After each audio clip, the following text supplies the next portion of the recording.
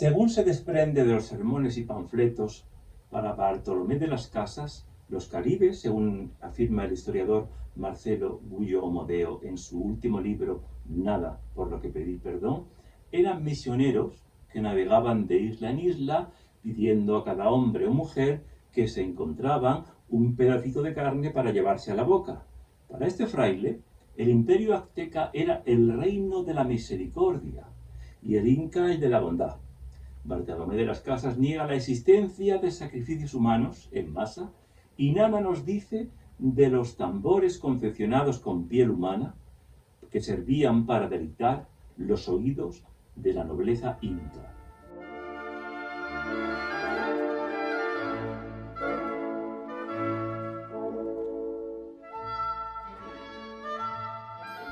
Como era de esperar, Bartolomé de las Casas no habla en ningún momento del sufrimiento de los pueblos oprimidos por los aztecas, que les arrebatan a los niños para comérselos y tomaban prestadas a sus mujeres para violarlas cuantas veces quisieran.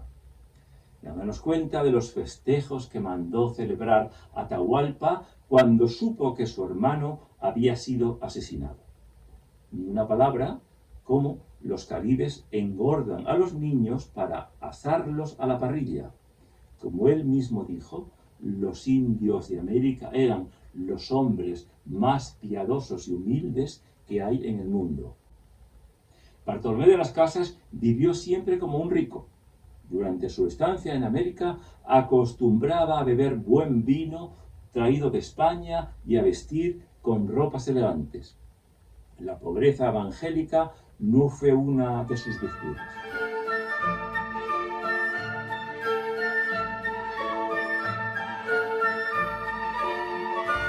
Cuando comenzó su lucha humanista en defensa de los naturales de América, cobraba 100 pesos de oro anuales como procurador de indios. Luego, cuando se hizo famoso y logró que le nombraran obispo tras una campaña de automarketing digna de estudio, llegó a ganar 500.000 maravedíes anuales. En 1551, ya cansado de predicar, consiguió una pensión de 300.000 maravedíes. A los indios los vio siempre de lejos y nunca se tomó la molestia de aprender ninguna de las 300 lenguas que se hablaban. Su cómoda vida contrasta con las que llevaron los 12 franciscanos conocidos como los 12 apóstoles del Nuevo Mundo, que evangelizaron México, viviendo junto a los indios, aprendiendo su lengua y compartiendo sus penurias.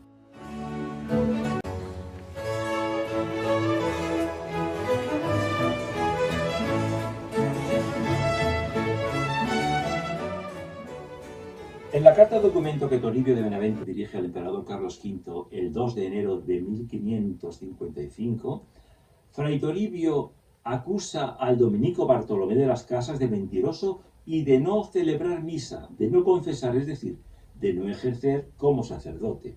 Al parecer, su vocación religiosa no era una de sus cualidades más señaladas.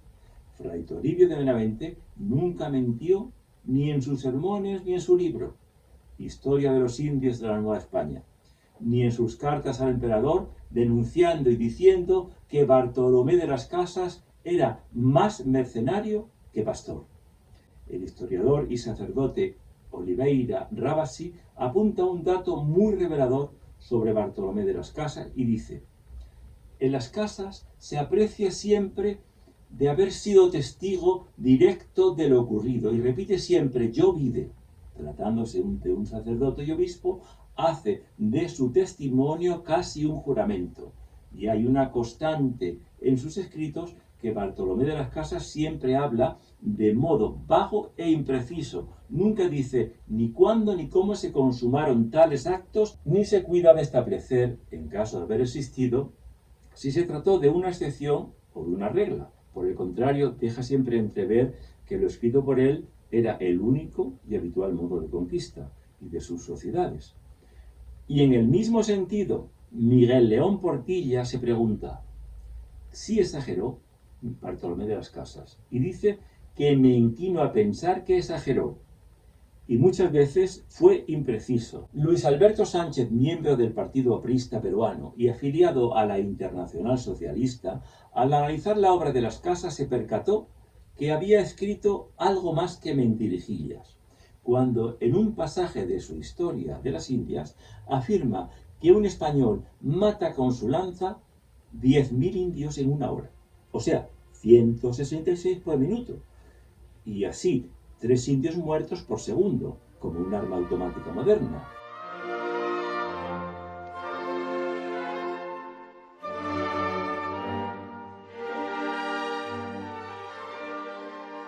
Y Bartolomé de las Casas fue el principal testigo que los fiscales del infame Tribunal de la Historia presentaron para juzgar y condenar a España. Y sin embargo, se trata de un testigo falso que exageró y mintió.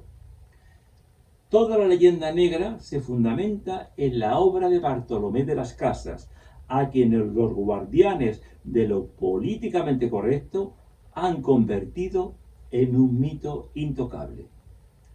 Marcelo Bullo nos recuerda que la leyenda negra fue una política de Estado, tanto en Gran Bretaña como en los Estados Unidos, independientemente de que algunas voces se alzaran en estos países contra la injusta infamia cometida contra España.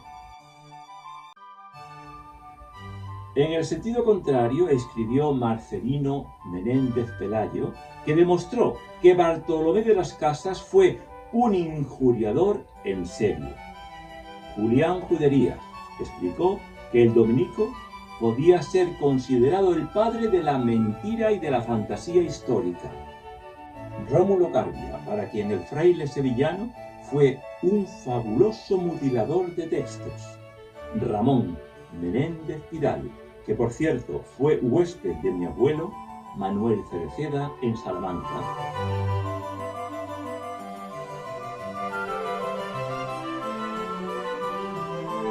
Desveló que se trataba de un gran vanidoso imbuido de un complejo de superioridad moral e intelectual. O el marxista argentino Hernández Arregui, para quien Bartolomé de las Casas fue simplemente el autor de un libelo a partir del cual se comenzó a construir la falsificación de la historia de Hispanoamérica. Juan José Sebrelli, filósofo marxista, afirma que los indigenistas encuentran en Bartolomé de las Casas un valioso aliado del ataque a la colonización española.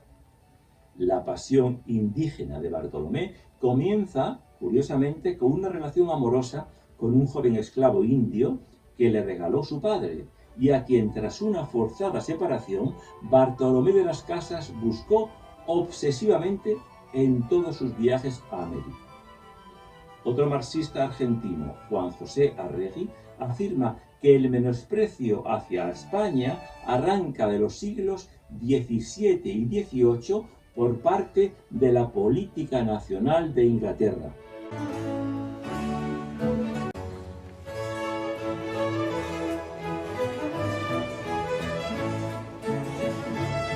Es un desprestigio de origen extranjero que se inicia con la traducción al inglés, muy difundida en la Europa de entonces, del libro de Bartolomé de las Casas, titulado Lágrimas de los indios, relación verídica histórica de las cuales matanzas, asesinatos cometidos en 20 millones de gentes inocentes por los españoles.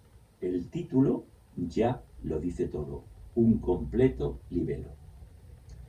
Al respecto, Mario Vargas Llosa afirma que la leyenda negra antiespañola fue una operación de propaganda montada y alimentada a lo largo del tiempo por el protestantismo, sobre todo por la rama anglicana y calvinista contra el imperio español y la religión católica para afirmar su propio nacionalismo, satanizándolos hasta extremos pavorosos difundidos en tratados teológicos, libros de historia, novelas, documentales, películas de ficción y cómicas.